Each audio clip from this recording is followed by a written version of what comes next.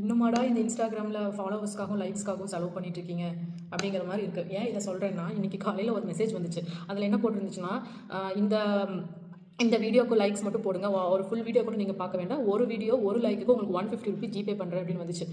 நான் வந்து இக்னோர் பண்ணிட்டேன், பெருசாக கண்டுக்கல. நெக்ஸ்ட் இன்னொரு மெசேஜ் வந்துச்சு. ஒரு பர்டிகுலர் அக்கௌண்ட்டில் இருந்து ஒருத்தவங்களோட வீடியோவை ஸ்க்ரீன்ஷாட் பண்ணி எனக்கு சென்ட் பண்ணி கீழே ஒரு லிங்க்கும் கொடுத்துருந்தாங்க. இதை கிளிக் பண்ணிங்கன்னா அந்த வீடியோக்குள்ளே டேரெக்டாக போயிடும். அதில் நீங்கள் லைக் பண்ணிவிட்டு ஸ்க்ரீன்ஷாட் எடுத்து அனுப்புங்க, 150 ருபீஸ் ஜிபே பண்ணிடுறேன்னு சொன்னாங்க. நான் என்ன அக்கௌண்ட்டுன்னு நானே போய் அவங்களோட அந்த ஸ்க்ரீன்ஷாட்டில் இந்த நேம் வச்சு நான் லிங்க் கிளிக் பண்ணல. ஏன்னா எனக்கு ஒரு பயம், ஏதாவது லிங்க் எதுவுமே போய் நம்ம அமௌண்ட் போயிடுமோன்ட்டு. உள்ளே போய் பார்த்தா ஒரு பர்டிகுலர் பேஜ் இருந்துச்சு. அவங்க 2.2 மில்லியன் ஃபாலோவர்ஸ் வச்சுருக்காங்க. அந்த பர்டிகுலர் வீடியோக்கே 10 மில்லியன் வியூஸ் போயிருக்கு.